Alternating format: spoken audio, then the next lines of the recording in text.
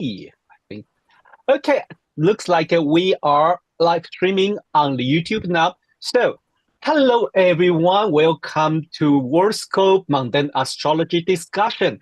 Well, how are you today? I mean, I think it's post US presidential election. So people's reaction would be very polarized, very different for those who support Trump, thinking he can bring the power for Strong America, who would be happy. But for those who support another part, Kamala Harris would be like me, just like I really don't want to talk. So, well, and today we have very busy schedule. So we will start with US presidential election, and then Anna will bring us some interesting view relating to what's happening um, this year related to the Aries ingress, and then we will head into the Israel to see what may happen. Next one. Grace suggests interesting topic because we're going to have a quick look in German because their government seems like a wobbling. Their coalition are a little bit kind of falling out. And then Mark suggests the UK's opposition party, if we have time, all right, if we have time, we will go there. Because there's one time we run 1 hour and a half. I think that was really long. Okay, so, welcome everyone. Hello, Anna. Hello, Leanne. Hello, Robin. Hello, Grace. And hello, Louisa. And hello, Mark. So, how's everyone? Well, I have to tell you that Yes.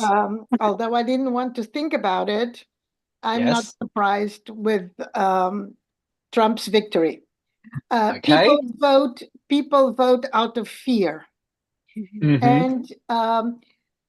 and he insisted very much on the question of immigration. The immigrants will going to invade. Yes. Saturn is in Pisces. If there is an Yeah. invasive sign, it's in Pisces.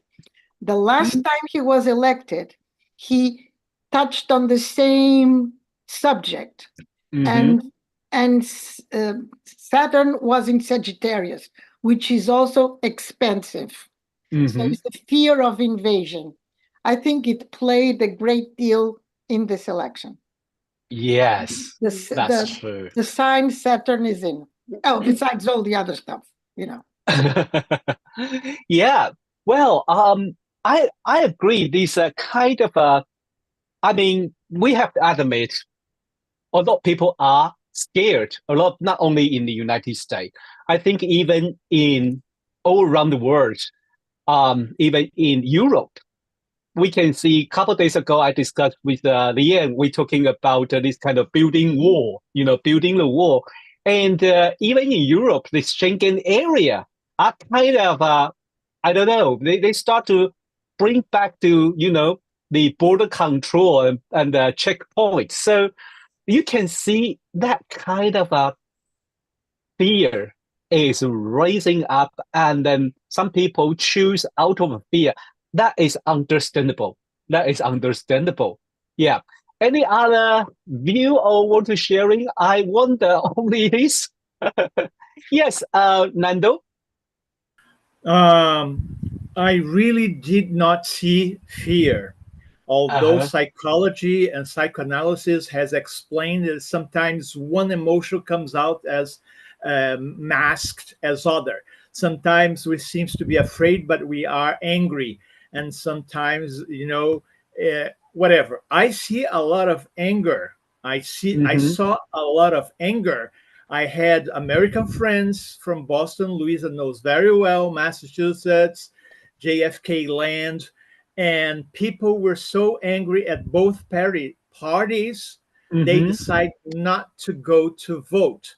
So I think we lost a lot of, we know, I mean, lost a lot of voters because of the Palestinian population. What is it, Luisa? I'm one of them. I'm one of them. Oh, I'm one of those Americans who didn't vote. So that's what I think it's the, um, and I will tell you something. We will never know, but this year, but we will know in the midterm elections in 2026 when Pluto is still in Capricorn. If the election were after November 22nd, the outcome could be different in my point of view, because the anger, the archetype of Pluto Capricorn is in the end. So it's like almost like the new moon, the balsamic. We cannot do anything in the balsamic, because in few hours, few days, few week, it's a new moon. And even a new moon, some people say, well, it's not good to the moon to be so close under the beams of the sun, because new moon is good when the moon it's away from the sun in a different sign, so, and close to crescent moon. I have done this experience, really, it doesn't matter if it's new moon, crescent moon. The moon has to be like 60 degrees or in a good angle with the sun. Otherwise, that seed will not, do something actually new. So I saw a lot of anger. I did not see any fear. You see, the how assassination attempt didn't play out. The immigrants eating dogs didn't play out. It was something very different. People who did not go to vote, angry Palestinian, angry with Biden and Kamala. So this is what is the energy, the vibe. But I'm really interested in seeing what was my mistake, and I will not show any chart, but I will see, as I was talking before, we had the transition of the lunar nodes from cardinal axis changing to mutable axis, and Yes. both candidates has 10th house mutable and cardinal. So both of them probably would change jobs and change residence. What I thought is that Kamala was going to leave the vice president house and go into the White House, but now she's leaving. She's moving. She's getting out of the vice president's house to some other place. And Trump, with the mutable axis in the 4th house, is moving out of his home and going into the White House. So the eclipses did not lie. I misread. You see, but I will not give up. And with the maximum declination degree in the graph, it was exact the point for Kamala Harris, and is very rare. I hope Mark agree with me. Is very rare with this happen, because as I was able to show in some presentations, and I will still do here in Brazil in December 1st, his declination is south, and is the midway. Is not even close to the equator or to the what we call the valley, with the maximum south declination, southern declination, which is the Tropic of Capricorn that's across the road here behind my home. Tropic of Capricorn. Come out to see, please, you guys. So that's it. That's what I have to say. Is I want to learn from the mistakes and learn from those who were right on their predictions. That is my lesson. Thank you, Nando. Thank you, Nando. Well, but however, the aftermath, I mean, say aftermath is too early, to be honest. Even not inaugurated yet. But people are already kind of thinking what might happen. I think maybe well, I don't know anyone. I know maybe like Grace. Maybe later you can tell us a little bit about the reaction from China. Maybe just a few sentences, the reaction from China, and but how about Leanne or Anna? Yeah. I think everyone was quite shocked, weren't they? And I think everyone expected Kamala Harris to be elected, possibly because she would have been the first Black female president. And that's not grounds for electing someone. The best person for the job should be elected. Just because you're a black female doesn't give you grounds to be elected. I think there was a mix of fear and a mix of anger, and I'm not fully trusting in what is being reported in the media to us. I don't believe everything that we hear in the media. Okay, Trump isn't in the White House yet.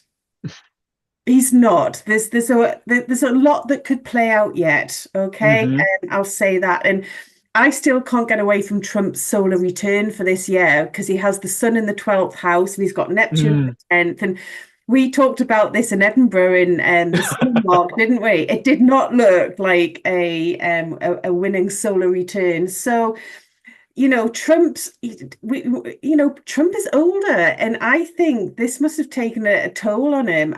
But he would never admit it. He's got all that Leo narcissistic energy.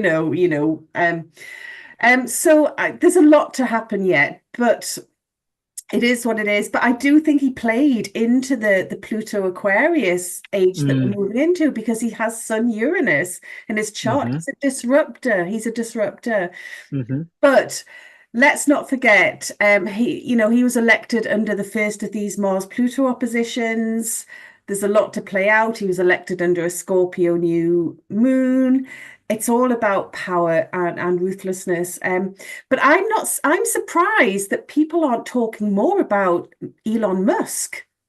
He's Trump's best friend. And Elon Musk possibly getting a place in Trump's team. I think that's terrifying, okay? Musk is so wealthy, he's got so much power and control, and him and Trump together actually terrify me. They're like two megalomaniacs, potentially. And I'm surprised people aren't talking about that more. Yeah.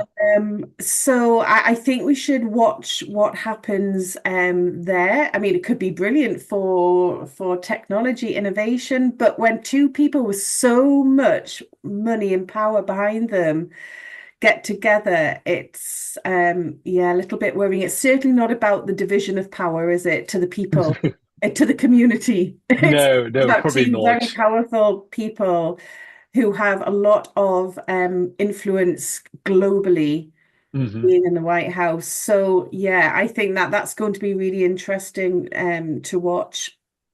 But I think we're just going to see how things play out. But I think it's not going to bring people together. It's going to divide people. Definitely. But Trump is divisive. He was born under a full moon eclipse. He's always been divisive. So yeah, I think we're going to see lots of splinters and fractures and groups forming and groups pushing against other groups. And but we're going to see that everywhere. It's not just in the US. It's not. I agree. Robin, do you have any comment about the post-election?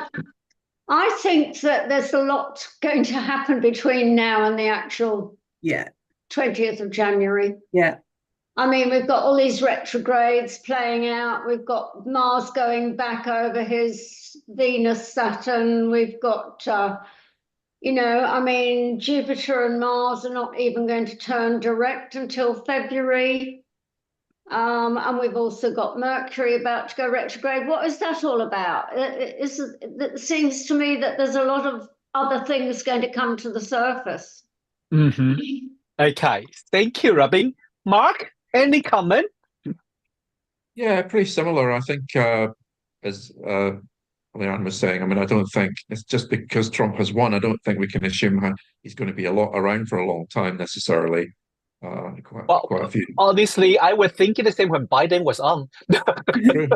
Yeah, but quite a lot. Actually, loads of astrologers predicted Biden's downfall. I was actually going to do a separate list on Biden predictions because actually loads of people did see it, that he wasn't going to make it to the presidential to the end. Yes. Well, maybe not dying. Maybe not all say he was going to. No. They did say. So there's I think. Well, I mean, I'm just still going on my favorite chart. I could maybe display it again later. The presidential chart, which really shows graphically what America was heading for a shake-up and not for continuity under Harris. So I never really, I wasn't really surprised at the result, to be honest. Yeah. Yeah. So I'm not Well, shocked or anything like that. yes. Okay. Yes, Anna. Yes, what I observe is that the chart of Kamala was in a good pace, but there will be some reversal. I remember when I in Fernando invited me to presentation, I work with asteroids. One asteroid that represent Kamala and the other White House. And as I move through only with those two pieces, it's a superficial analysis, but what I found is that Kamala will go well, but in some minutes close to the poles, she will have a setback. It was not sustainable. And in the conference, in the Converse eclipse that I did, in the last part, I also observed good transits in the Converse eclipse for Kamala, but I observed that Converse Uranus will hit her south node. So my sensation is there will be a reversal again. And then when I pick the Converse election for her, the direct date was the day of the current eclipse in October. So there were kind of signals that she was moving forward, but something will be not good for her. And for me, for Kamala, the other competitor that she had was Biden. In the last minute, when he mentioned he make his declaration about the garters thing, I think it was sort of reversal for Kamala as well. Yeah. Well, Grace, are you ready to talk about something from, there's some reaction from China, or you want to skip that part? Okay. You are mute. Okay, I think I have already a quick look at China chart, but I think China in this moment is very silent. They didn't say anything, but still, I think they already prepared for make something with Trump with America, because we know Trump. We never know what Trump will play, which card. I mean, Yes, he is very unpredictable. Yes, but from his chart we can see he's a businessman. He do everything for business, for money. So I think China government know it well. So Okay. so I think it's quite interesting because previous time there was the trade war between China Yeah, the trade war. and the US while Biden, not while Biden, while Trump was there. But this time, if let's see the middleman Elon Musk, because he has a lots going on with China that we are 100% sure. So how are you going to play that role between Biden and the China? That is not going to surprise me, especially I mean, response to Lian. Lian say with Musk and the Trump. I was like, I know they are terrifying, but I just wondering how long they're going to last, because Trump changed the advisor like change boyfriend out tomorrow. So let's wait and see. Well, okay, I will suggest we move on. If anyone agree, we move to headed to Anna. So Anna going to show us a little bit of review about this year's event and related to the Aries English chart. Okay, Anna, you're mute.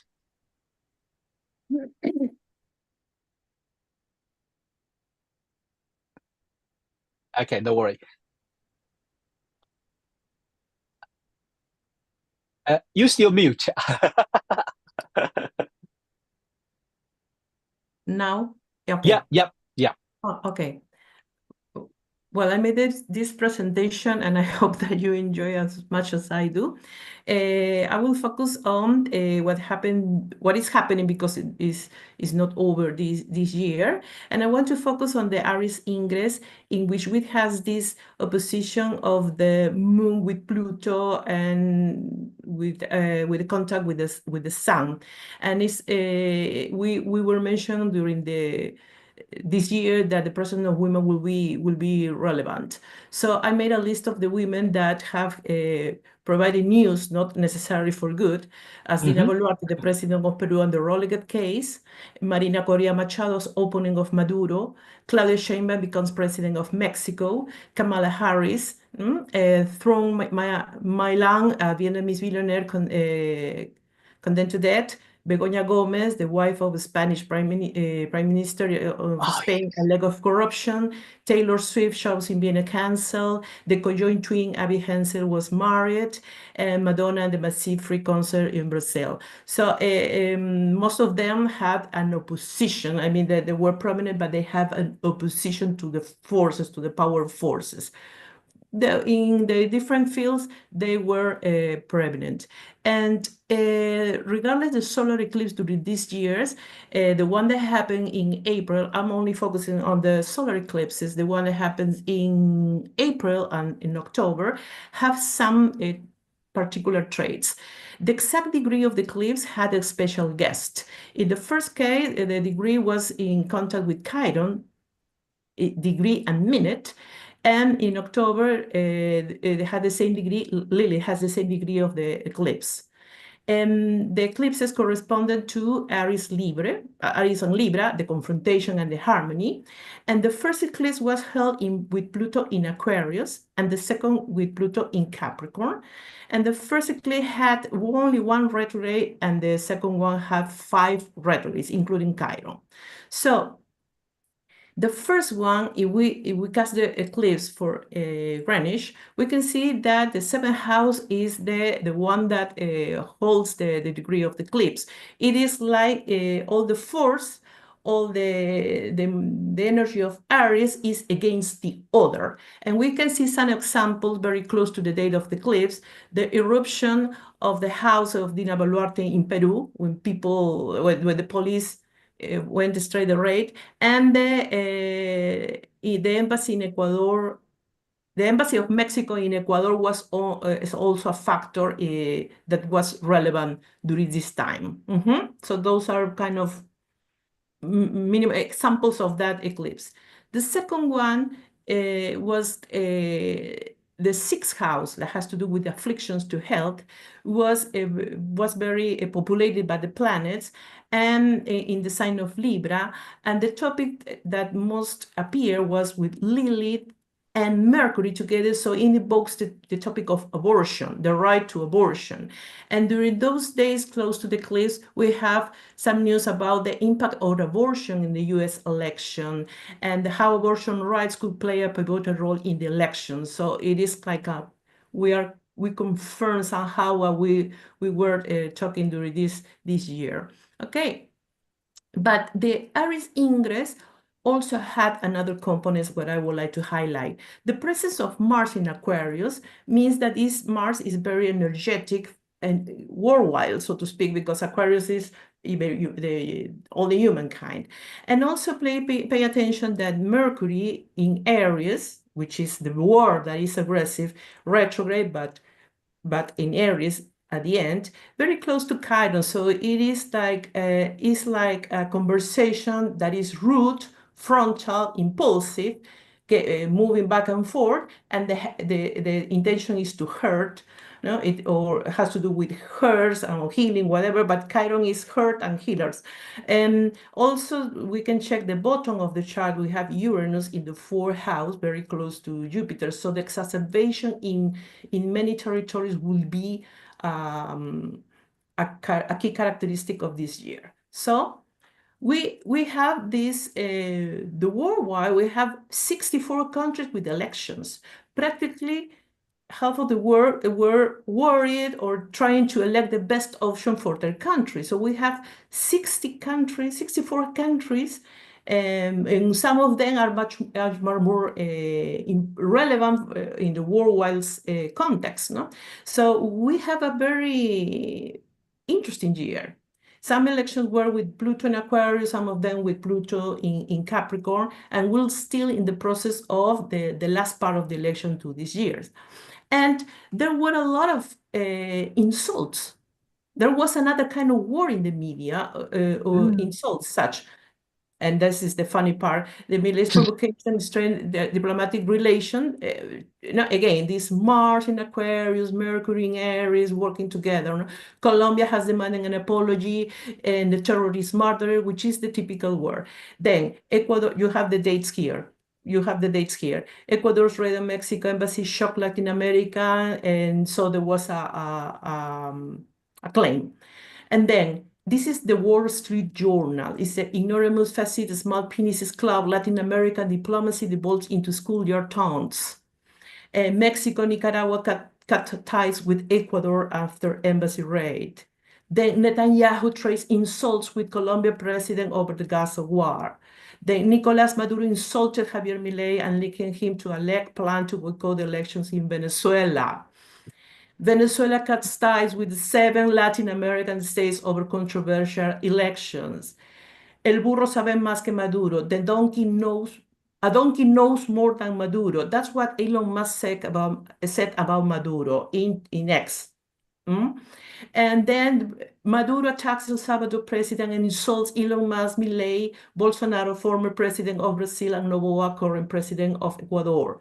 Nicolás Maduro calls Nayib Bukele a repressor, fascist, murderer. That's the typical word. He also insults blah, blah, blah, blah, blah. Entregado a los gringos means like devoted to the Yankees, so to speak. No? The insults of Diosdado Cabello, which is a man that works in the Maduro government, to President Boric from Chile. Everybody insulting everybody, okay? Brazil cuts ties with Nicaragua as it rethinks links with the leftist authoritarians. Two countries expel each other's ambassadors, growing tension. Financial Times, Nicolás Maduro blocks access to X with Elon Musk. And we continue. Nayib Bukele, the president of Salvador, answers back to Maduro, say, it's your fault, Elon Musk. Elon Musk is a mispronunciation of Elon Musk in the sound voice of Maduro.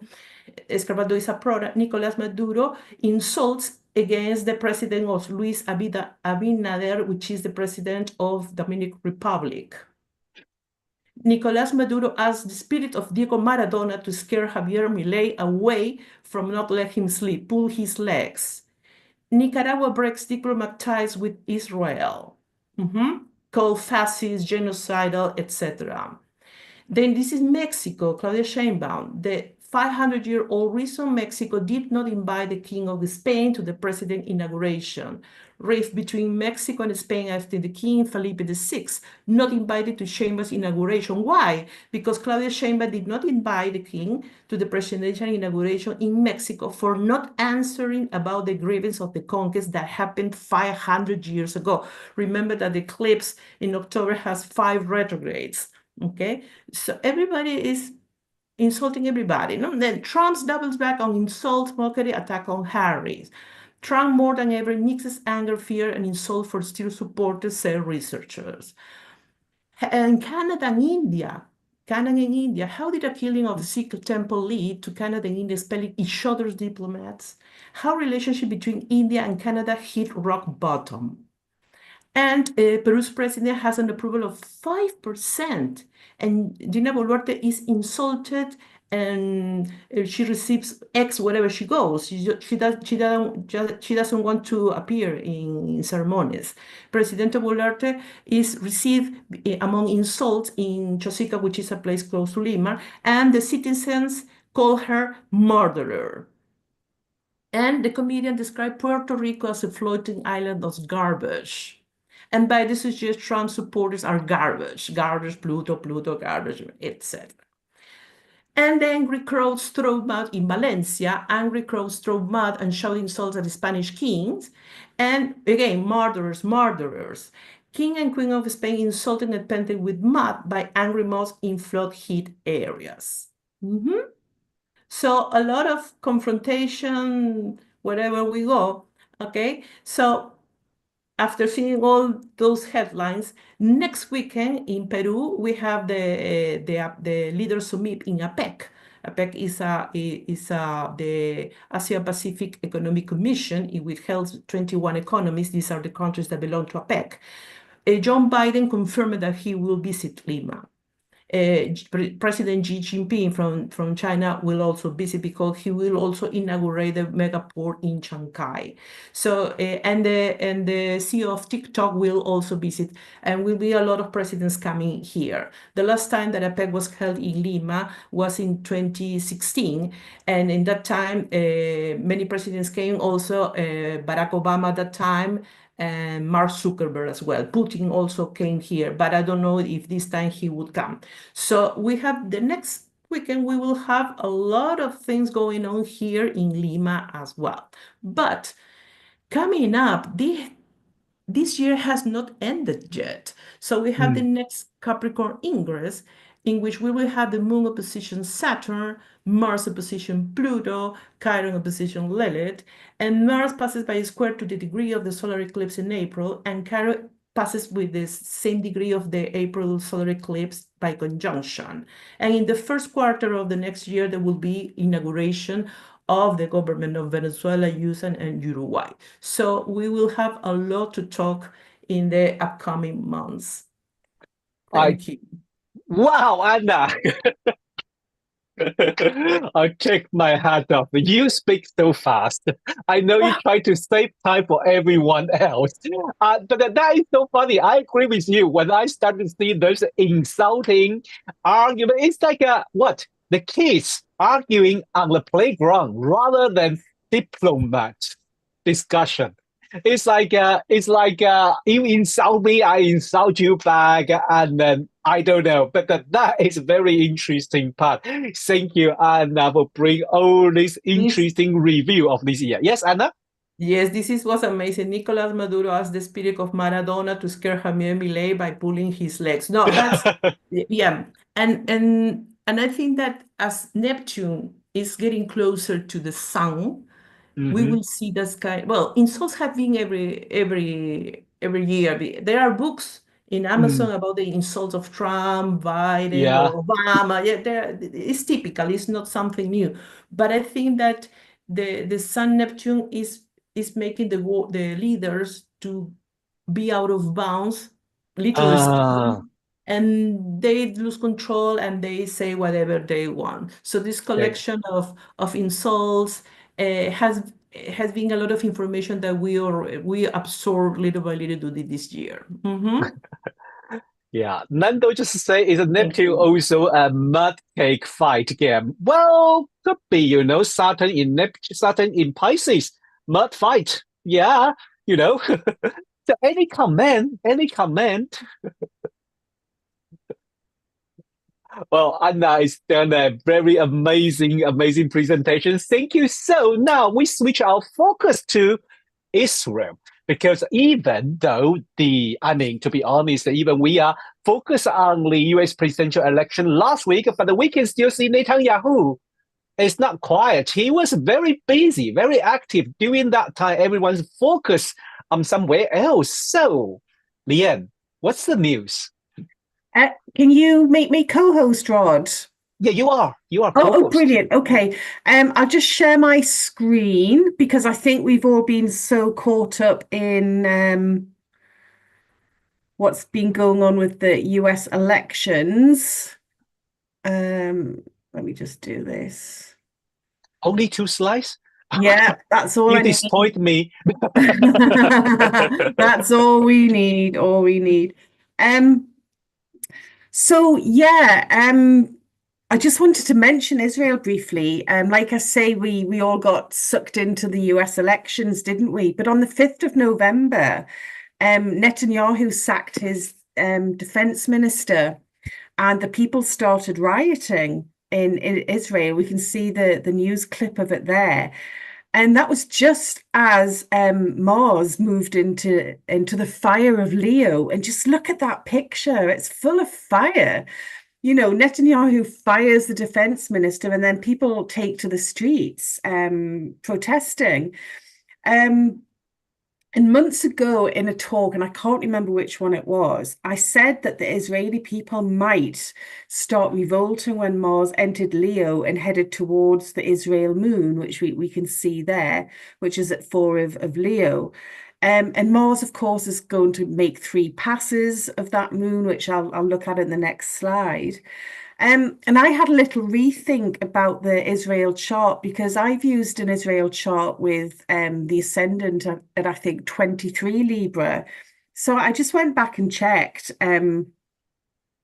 Most people are using the 4 p.m. version. This is the 4:32 version, and both are in Nick Campion's World Horoscope book.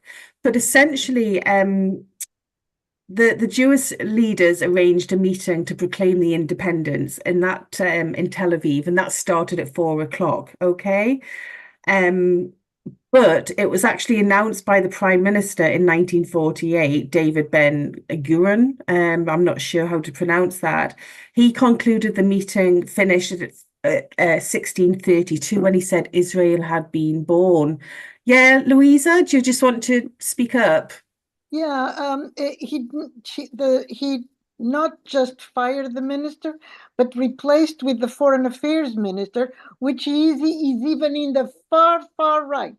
Yeah. So I don't know if they were rioting because he appointed someone else or because they fired him. I'm not so sure. I think it's the first one, Yeah, absolutely. But it's just the people are angry, and it's the fire. People are Yeah. filled with fire, and it's just, And I don't think it really matters which one it is. It's, the people's emotions, Leo can be quite dramatic, can't it?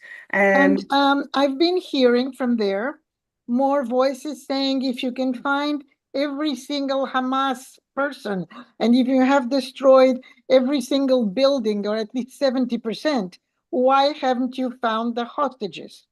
Exactly. You find Hamas, you find Hezbollah, you're able to surgically kill whoever you want, and you cannot find the hostages? Yeah. This is the voice that's rising also behind that fire. Yeah. Which only seems to have arisen, this logical thing. You find everybody. Why can't you find those people? Yeah. I totally agree. And I understand why the Israeli people are unhappy. And do you know what? I'm sure that the Israeli people don't want this war. We don't want it, so they mustn't want it. But what can they do when Netanyahu's just firing ahead like a bulldozer? But, I think this 1632 time chart works very well when you consider the angles, the ascendant at 29 degrees, because of course, whereas Pluto right now is forming a T-square with the ascendant descendant, very, very challenging. And then it's just going to sit round on the trigger in the IC for the next few years. And then it's going to, move to oppose that Israeli moon. But then what happened just today in Amsterdam, or last night, Israeli football fans were in Amsterdam. And it's a shame Liz isn't here, because she probably knows more about this because she lives in Amsterdam. Pro-Palestinian Dutch people were attacking the Israeli Jews. So it's like it's like a Mars attack, isn't it? And the Israeli people were being attacked because of their identity and their heritage and what their prime minister is actually doing. And this isn't going to go away anytime soon, is it? Because like I say, we've had the first of the Mars-Pluto oppositions, which are falling right across the MCIC of this Israel chart. Then we've got Mars retrograde. That's going to sort of go over the Israel moon, and I've got the dates there. It's going to have 3 passes over that. It's going to go over the MC. I've got the dates there. So I really think these might be flashpoints for Israel for sure. For the people of Israel. And of course, what happened back in beginning of October when we had that eclipse with Maki conjunct, and I spoke about that in the conference last weekend, sort of around the time of that eclipse, the Hezbollah leader and the Hamas leaders were killed in airstrikes from Israel. So I think it's just going to get hotter and hotter and more inflammatory, you know. So yeah, I think we might be in for a bumpy few months with Israel for sure. And I just really wanted to sort of pull this up and highlight the importance of this Mars retrograde because it's I think it's going to be quite hot.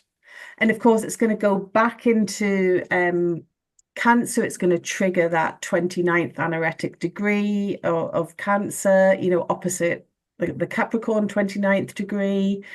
So, you know, even though Pluto's going to move into Aquarius, we're still, you know, it's going to take a while to settle, isn't it? You know, Mars is going to keep triggering all those Cancer Capricorn themes when it moves back into Cancer. So that was pretty much it. Like I said, I didn't want to take too much time, but I think there's a lot of important in astrology just in these, you know, two charts alone. And from what I've seen this week in the news with Israel. Yeah. I agree that those things happening and this set, as you mentioned, I think also Anna has mentioned this Mars Pluto opposition, and they are going to play it again in January and then April. Yeah. So that is well, today while I was preparing some forecasting for next year, I just see around around the June solstice that the lot of quincunx there, Mars quincunx this, Mars quincunx that, everything. I was like, oh dear. Then I checked the chart of the US, the Aries ingress chart. Pluto was right on ascendant, and then again for the summer solstice chart for Cancer ingress and for Aries ingress, they all have that. I was just like, oh, fun. We are going to have a really bumpy road. Okay, Mark, yes. Right. Can you hear me? Yeah. Yes. Okay. Yeah. Well, yeah. Well, I mean, it's fine. There's various charts. I mean, for Israel, obviously, that's one of the most popular ones. The 4 p.m. Alexander Marr, the famous astrologer, who was a great rectifier, he used I think 4:17. And actually, I've got the transcript of Ben Gurion's speech from 1948. It was recorded live on the radio, and he does make a statement about that time. About Israel being born, actually, in the actual speech, but then they all start to sign it. So I think the whole half hour is could be, you know, the signing ceremony is probably very significant for the astrology of it all. So yeah, it all works. But I was just thinking about the Uranus transit to that Mars as well. That's going to be coming up from Taurus, obviously, and not to be too depressing, but obviously with Pluto going into Aquarius, that's going to oppose the moon, of course. The Israeli moon too. So it looks pretty heavy for quite a long time ahead, actually, to be honest. Yeah. It's probably not surprising, but yeah, it's not the most comfortable, is it? You know, and I think we have to be realistic as astrologers and not sugarcoat everything. And we all know the Israeli situation's not going to end anytime soon. But I just think when the people are rioting and then the people themselves are being attacked, I think we're going to see more and more of that. I really do. So, yeah, obviously I can't wave a magic wand and fix it. All we can do is observe and just keep praying. I agree. Yes. Okay, thank you, Leanne. So now we are going to invite Grace because recently, while we are busy with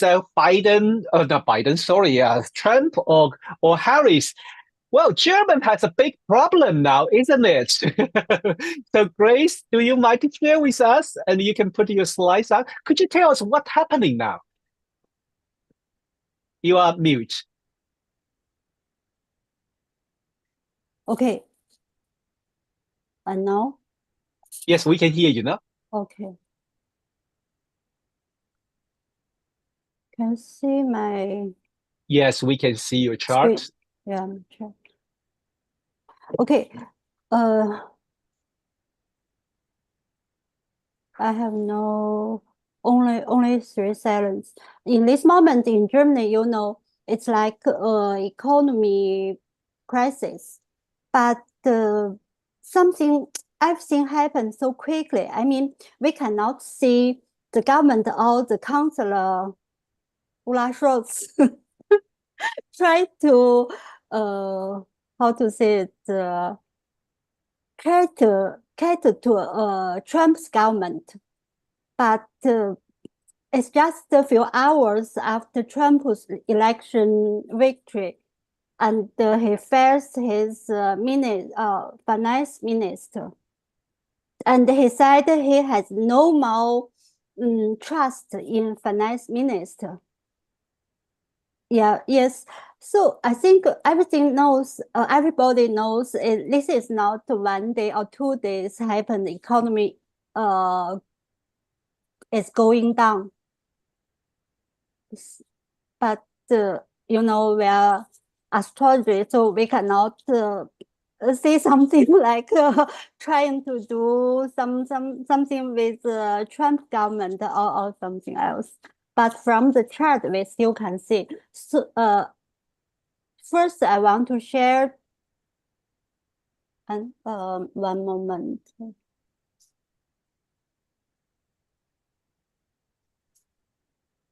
I want to share the solar eclipse in 2nd October.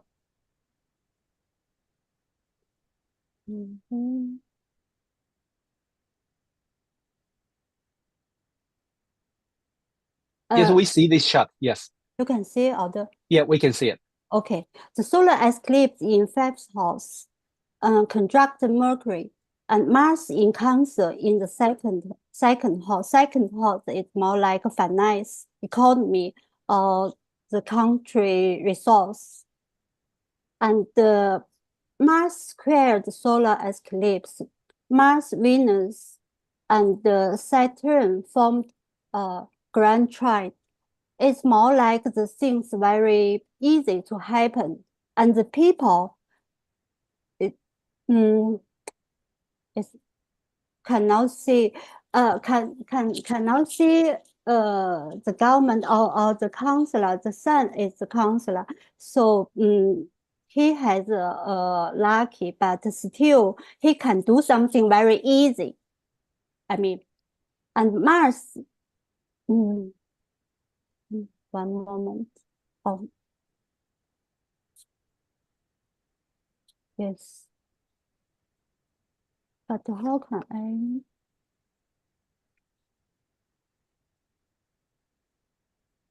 I mean, you know, Mars is like a creative and expression or anger. It's more like more anger, and defense something about the defense, finance or economy. I don't know, but Mars in the fall situation, so it's not happy, and Venus we can see Venus in Scorpio in the 6th house. 6th house more like the labor, all the people stay the bottle, and it's a detriment. So also it's not really good.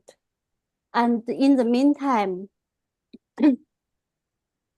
Mars also square. No, sorry, I'm confused.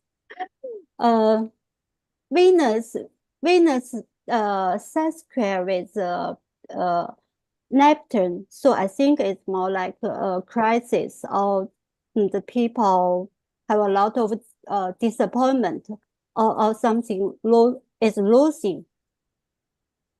And we can see from the new moon in this month, the 1st November, the Scorpio new moon is in 8th house. 8th house also is like more crisis or anger or fear.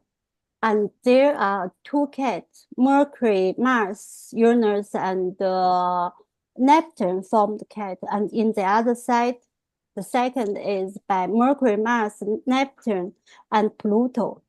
I think Mars again in Cancer, and in the 6th house. 6th house again is mental. The people stay in the bottle of the labor.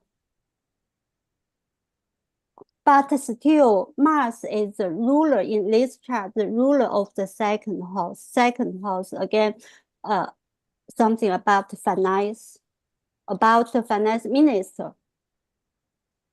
And Pluto is the last degrees of Capricorn. The 29 degrees, I think, is very like a fate degrees.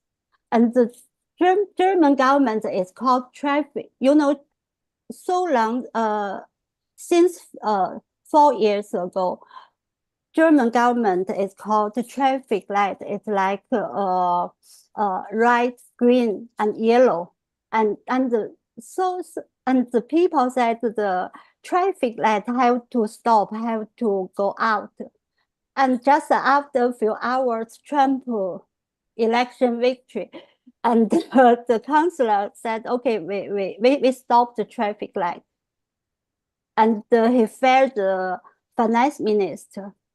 So from here, we can see the two cats in the chart bring chance to make these things happen.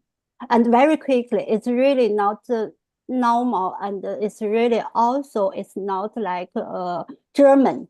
It's happened in not German because Germans are always calm down. Okay, take it easy. Everything will be fine. Don't worry or something like so. But because of Mars,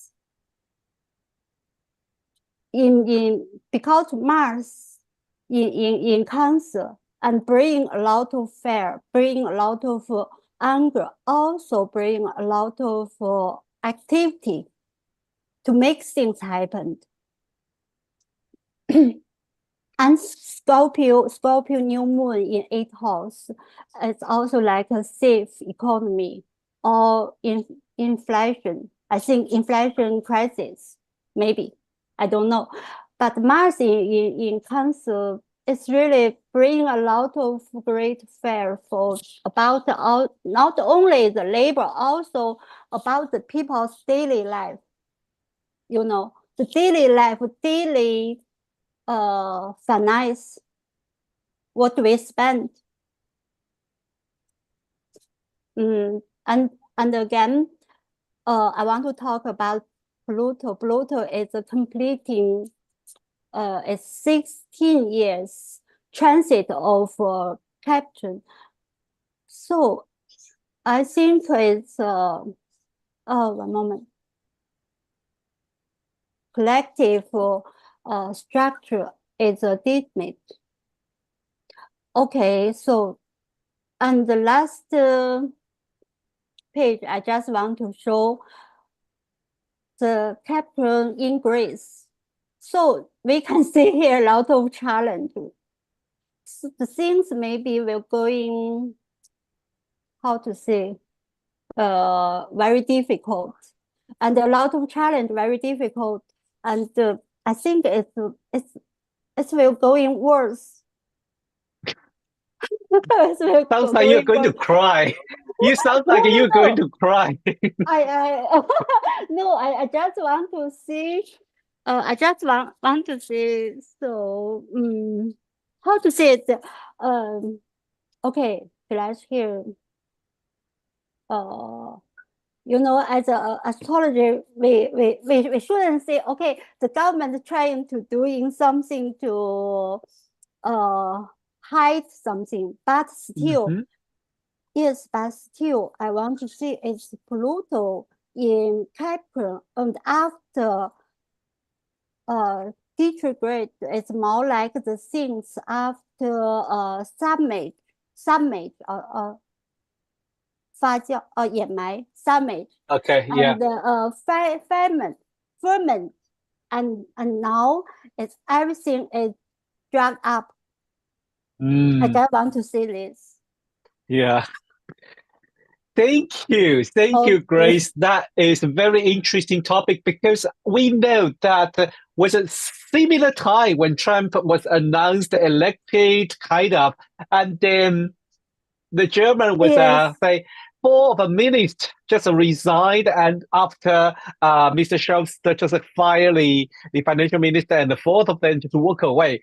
And thank you, Grace, for showing us this chart because, well, what else we can say? This Pluto and the Mars opposition, that would be in the center of Europe. That means whole Europe in the Capricorn ingress, we are going to all enjoy this Mars-Pluto opposition.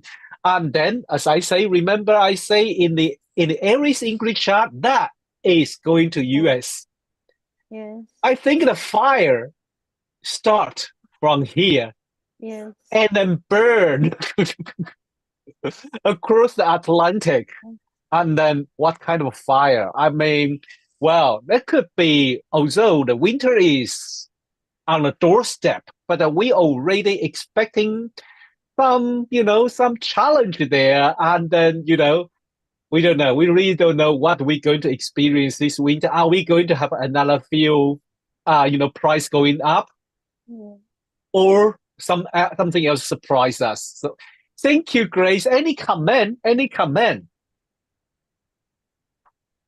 No, If not, that's yes. really, really interesting. And I think it's very much highlighted that Mars-Pluto opposition again. And, it's like it's about creative change if you work with it. But if you don't work with the change, it will be forced on you. And there is resistance to change at the minute, isn't there? Yeah. So change is coming whether we like it or not. So it's how we handle that change, and it's whether we fight the change. I think that Mars-Pluto is like how we fight against the change, or do we work with it? Yeah. Yeah. Thank you, Very interesting. Louisa. Grace. I don't know if any of you work with the charts of Pluto ingress into Capricorn. But We forget that. No, but there are 3 charts. The first Yeah. one in March, and the first one in March of 2023, it showed the same theme because I was looking at them, and it showed a quincunx between Mars and Pluto, which is repeated in the opposition. So this theme, even if I'm talking about the ingress of Pluto into Capricorn. So, and I thought that was really interesting. It was 23rd of March, 2023, but we already had that is moving into Aquarius, I think. Yeah, it just moved into Aquarius. Mars was in the anaretic degree of Gemini, so it was a quick. So this was almost like a foretelling. And then when it went retrograde, it didn't have anything to do with Pluto. It was just, But then finally, the final one, the one that's to come on the 19th of November, well, it's the same. Yeah. There you go. I just want to add that. It seemed like we can't avoid it. We can't. No, we can't fight it. There's no point fighting it. Thank you, Louisa. Thank you, Grace. Thank you for you bring this very interesting presentation. Now, Mark, can I make you? Are you ready? Okay. Right. Okay. Yeah. Okay. Surprise. Yeah. Everyone just save time, just like we have 5 talking. Everyone just cut it off, So we're just going to cut us off any second. Okay. Well, this is like the opposite of Anna's well-presented, well-prepared, high-tech presentation, which she clearly spent ages on. I've put this together about 10 minutes before this evening. Mark, no one can compete with Anna. Yeah, it's amazing. But so here's my humble offering. That's all I can say. We appreciate all the topic. Every of you bring it in. Don't worry. Okay. But I have to point out, no one can beat Anna with her presentation. No, she's a professional. Well, Leanne's pretty good as well, I have to say. Give Leanne credit too, and everybody else as well, actually. Okay, let's get me somewhere here. Where's all the charts? Why did I not? Oh, it's there. Yeah. Okay.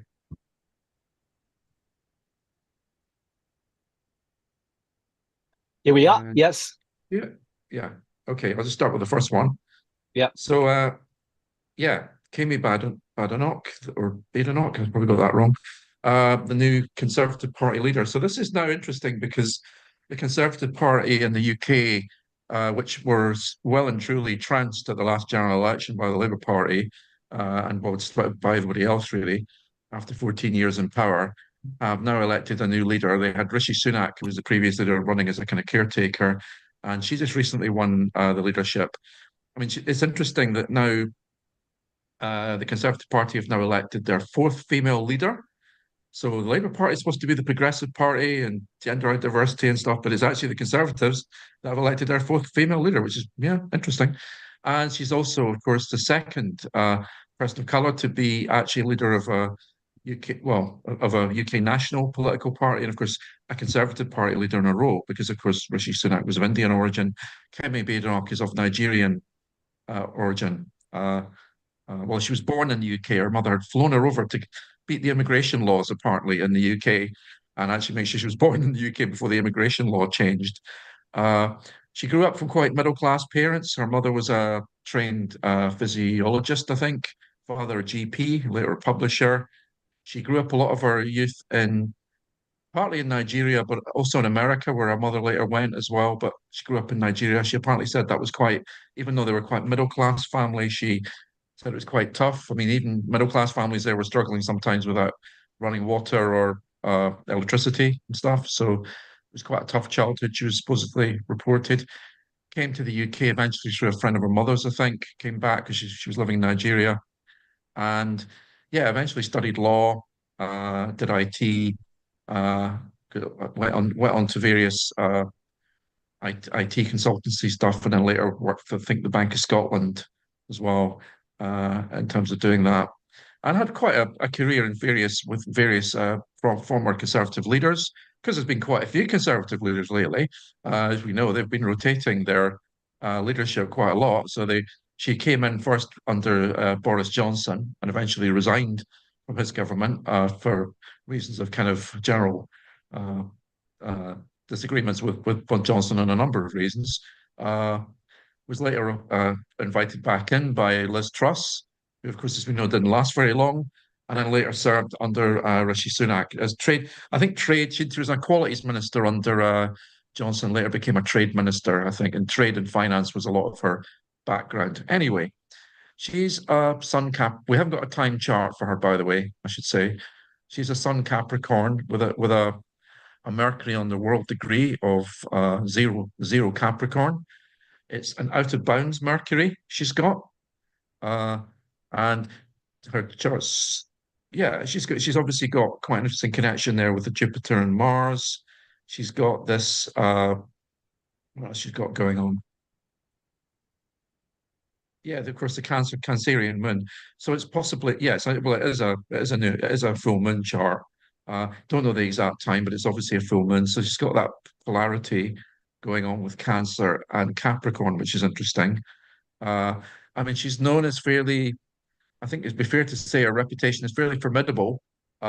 She basically partly gave Rishi Sunak a complete dressing down in a private Conservative Party meeting, but that everybody heard about when he came back from the Normandy thing, where apparently he left early, and that was seen as basically a bit of a disgrace by many people. He left the celebrations early. He had reasons, but the media presented it pretty badly for him, and it was a PR disaster. So anyway, she was one of the ones, the leading person to basically give him a complete dressing down over his handling of that and a few other things as well. So she's not shy to put her views over, you'd have to say, in terms of expressing what she thinks. What else? We've got any nodal connections? Nothing really exciting there. No, I'll leave it for that. I'll go into the next chart.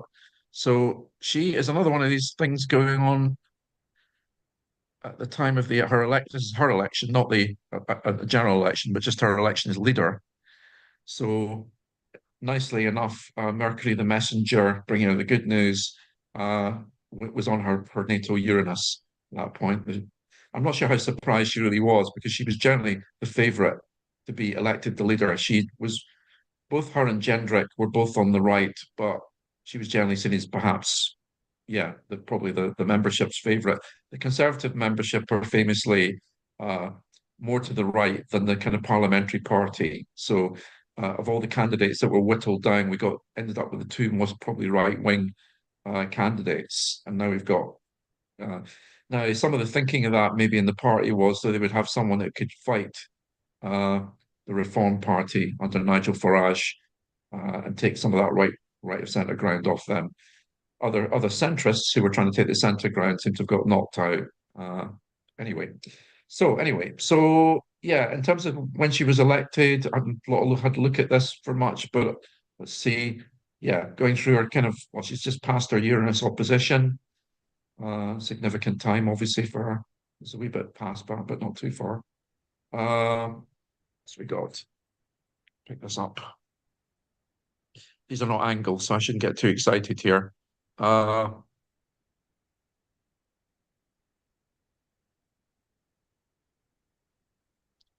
not a lot of time to look at it, really. I'm trying to see where Mars is going. Mars must be doing something in her chart. Right, of course. Yes, the obvious one. I think so. The theme tonight seems to be Mars-Pluto oppositions. So she's got elected in this interesting Mars-Pluto opposition. So that'll be interesting. See how things develop as she takes things forward to her political opponents. And as I say, we've got the Scorpio. This happened in a Scorpio new moon of just after a new moon. So that's another dynamic that's going on. So again, a kind of martial element to it, which I think fits Kemi Badenoch quite well. As I said, she's quite formidable. Next chart is just the Conservative Party I use. This is just one of several charts for the Conservative Party of the UK. This is for when they had a conference on the 9th of May, 1912, when they basically decided to merge with another party and became the modern party we call the Conservative Party and Unionist Party. So it's basically got a Taurus sun and also a Saturn in Taurus. So quite well fits that, and also the Sun Saturn conjunction quite well fits that. What you expect from maybe a politically conservative party, really, which is very much focusing on the traditions of the country. We don't know the moon's exact degree, but potentially a moon in Aquarius squaring the sun, although we don't know that for sure, but certainly a moon in Aquarius, showing that Aquarius isn't always about progressive, radical left-wing politics. It can be about other things too. Of course, the Brexit vote happened with an Aquarian moon that day as well. That's just the one chart, as I say, we can use. Just comparing her to the Conservative Party chart here to see what's going. Oops, no, that's not a bi-wheel. Hang on. Yes, it is. Is it? It is. Yes, it is. It is, yeah. It's a bi-wheel, right? Okay. Well, the angles aren't any use here, so we can't really do much with them. But the basic thing, I suppose, is her Earth energy, all that Capricorn, blends very well with the Taurian element of the party. I think that's that earthy side of her is quite well integrated. Her sun integrates into the party sun, not to partile degree, but still kind of merges by sign anyway, quite well, as does her Mercury to that element of the party too. What else have we got? Well, again, we can't be too sure if we've got the moon at least. The moon is kind of there where it is. Yeah, but that's not necessarily hitting anything off directly, I don't think. So that's probably it, I think. It's just that thing about, and also we had, I suppose, yeah, I mean, the party's been going through this sort of, that's the Conservative Party, sorry, not her personally. The party's been going through this Uranus of the Uranus in Taurus, obviously going through the party's chart. Don't know if it's the 10th house, but it could be in terms of what's been going on. A lot of the chaos happened earlier when actually it started all actually when Boris Johnson was still the leader and sort of went through the chart at that point. Okay, so that's that, and yeah, this is just her winning and what her impact might be. It's just a basic transit for the party, really, in terms of what's going on with the Conservative Party. I mean, obviously, we're quite a long way away from another general election, probably 4 years at least. So the transits at the moment are not that critical, I don't think, but it's probably the longer term trends we're looking at to what's going on with the Conservative Party. So as I say, we can't assume the moon's. I suppose we've got the trine of Jupiter to the Uranus in the party chart, I suppose, going on by sign there. else? Yeah, Neptune actually in Neptune, the Neptune when she was elected, actually more or less trining the actual charts, Neptune, which see what that leads us. I mean, obviously, she's going to be trying to pick up a lot, as I said earlier, some of the right of centre voters. So whether that strategy will be successful in bringing the party back again is yet to be seen. They've got a long way to come up again after 14 years in power when they became very unpopular with the public. And yeah, let's see if the Mars opposition, my eyesight's a bit bad actually. Sorry, I'm trying to see here. I can't see, it's too small and the light's too poor where I'm sitting.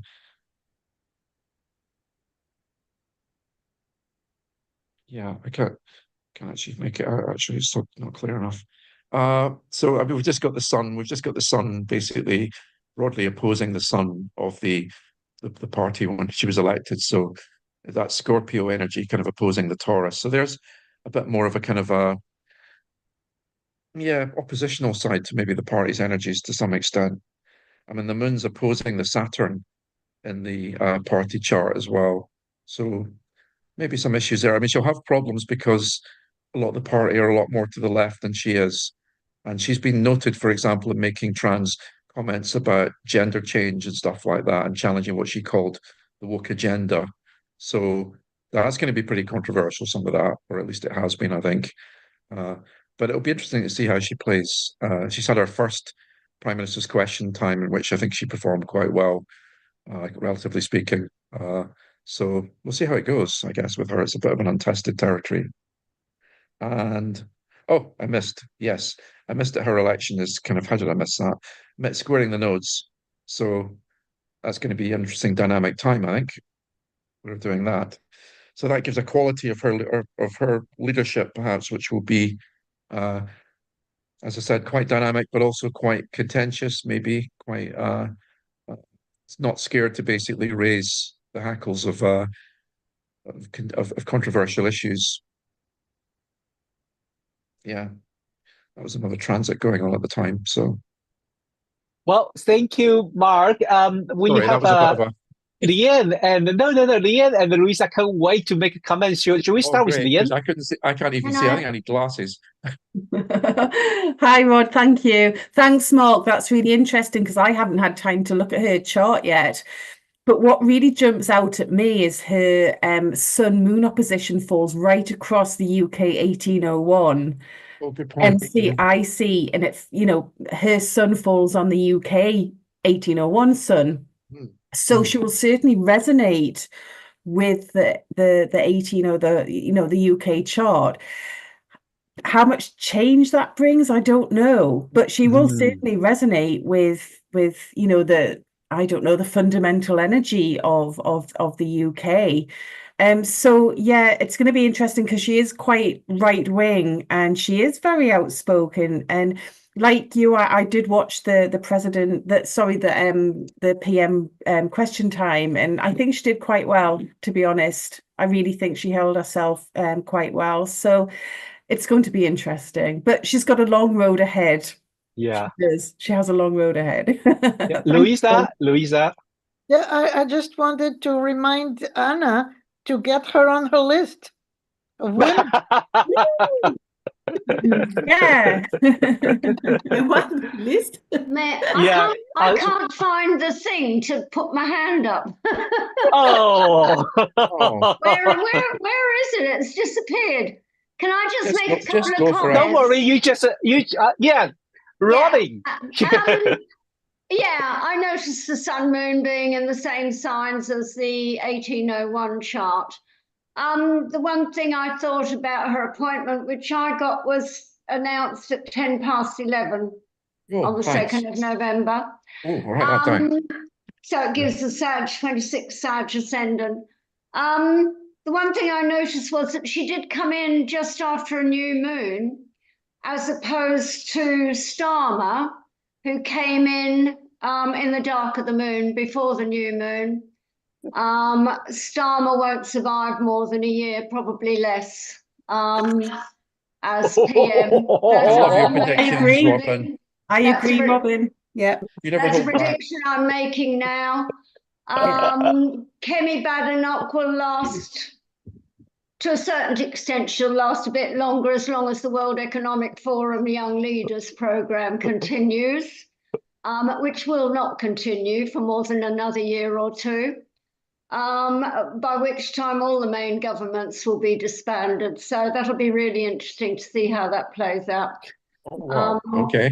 But she's a very big contender as far. I mean, she's very good as an opposition leader, because she'll really keep Starmer and the Labour Party on their toes. But they're all actually all in the same group. They all belong to the same clan.